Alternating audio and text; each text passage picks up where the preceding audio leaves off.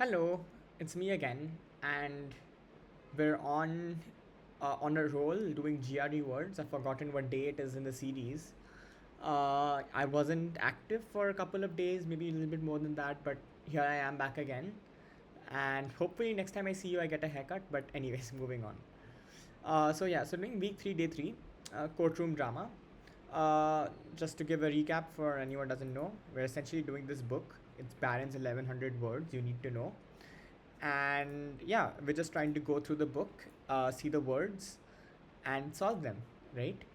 uh, and I'm also maintaining a list of the words that we're doing.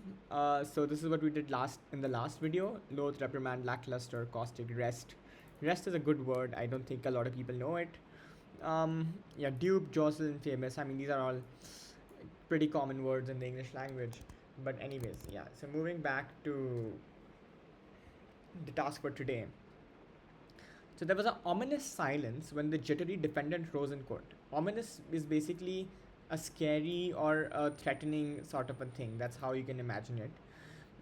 He explained in a tremulous voice. Tremulous is a shaking or like something that's not very confident. That's when you tremors, sort of like that. What had led him to repudiate, right? So this is um, deny something. That's what I think repudiate means.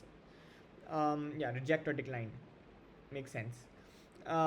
Made at the police station on the night of the crime, the audience began to buzz excitedly until the judge demanded a cessation of the noise.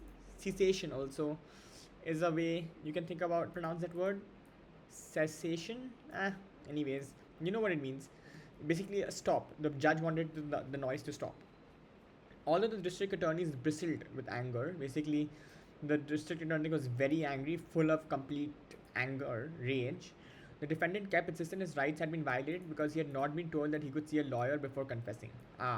So this is a big problem. So that's why you see in any of these crime thriller movies as well, it's always whenever the criminal gets caught, they say, I want a lawyer, right? So this is one of those things where apparently the witness was not told, or the defendant, not the witness, was not told that he could see a lawyer, right? So this and he confessed. So he wanted to take away or withdraw his confession. So yeah, after the weatherman had seen the dash clouds, he prognosticated rain. So prognosticate is to predict something, and what do you think this should be? Ominous, right? Ominous, NOUS. Okay. The general attempted to dash the testimony of the lieutenant, claiming that the young officer was not an authority on low level bombing. So the general attempted to repudiate, right? He attempted to reject or to say that the testimony was wrong. So repudiate is correct here. Upon seeing the snake, the cat began to dash with fear. It began to bristle with fear. Right? The cat was very afraid. The widow's tremulous hands, right? The widow's hands were trembling, so tremulous hands. And that those trembling hands revealed her nervousness. The cessation of the bombing, cessation. To any American viewers, you can correct me in the comments below, or English, was urged by the United Nations. So the United Nations was urged whoever was bombing Iraq to stop bombing Iraq, right? So yeah, let's check the answers, shall we? So yeah, ominous is correct, repudiate is correct. I think the next one was bristle. Yeah, the cat was bristling after seeing the snake. Tremulous hands of the widow, and cessation of the bombing. Makes sense. All right, let's match the meanings. I think we already know them, but let's go ahead and do it. And that's what I like about the book. It gives you context, right? So ominous is threatening, right? It's a D. Let me just write D here. All right. Tremulous is basically quivering, so that's a E. Repudiate is to reject or decline, that's a B. Cessation is to stop. And bristle is to stiffen with fear or anger, right? I think bristle has other meanings as well, but this is also not wrong. So let's just check it, shall we? Uh, DEBAC. So DEBAC.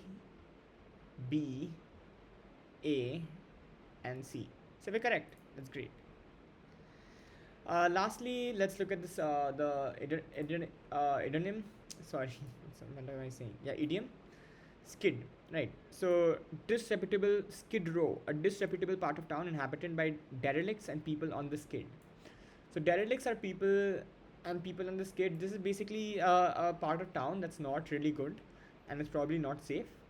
And yeah, it's like inhabited by derelicts. I don't exactly know what this means, but it doesn't. It's not a term you use when you want to compliment someone. It's in fact used when you want to malign someone in a way. So yeah, the presence of so many bars had turned our neighbor into another skid row. So yeah, that makes sense. It's a good idiom. So I don't know what on the skid means. I think a Wikipedia search into the meaning of the word skid would be good here, but I don't think we have time for that. Moving on, let's do day 4. So call me by my right name is the name of this passage. My cousin refers to himself as a sanitary engineer, a euphemism for garbage collector. A euphemism is basically another term that you use to not offend someone.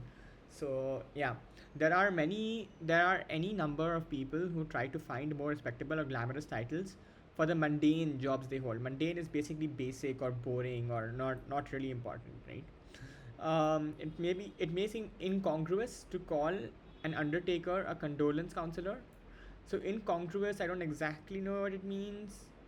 Yeah, inappropriate. That makes a lot of sense, but yeah, it may be incongruous and inappropriate to call an undertaker a condolence counselor, or to refer a taxi driver to a taxi driver as a transportation expediter. This is funny, but some prefer those titles. As a matter of fact, our butcher has stipulated, so has made it clear, or has sort of created a stipulation that from now on he wants to be known as a meat coordinator. He became irate when I inadvertently called him Butch. So irate is basically angry or being irritated or being like getting angry. Stipulated is someone making clear that this is what they want to happen, and incongruous is something that's not that's not appropriate. And condolence is basically when you offer your um, respects to someone, right? At least, so, but let's check what it means. So we repudiated the contract because it did not dash a cost of living bonus, because it did not stipulate, right? It did not. The contract did not make it clear that this is what was going to happen. Okay, the word expired is a euphemism for died, right? Makes sense. It's another way to say the same thing, except in a more respectful manner. When my neighbor's dog was run over, we sent a dash card. We sent a condolence card. Makes sense. So this is exactly what I was trying to say. When you send your condolences when a bad event happens, and it's generally when someone dies, or to use a euphemism, it's when someone expires. The philosopher dealt with spiritual things, ignoring the dash ones, ignoring the mundane ones. Yeah, it makes sense.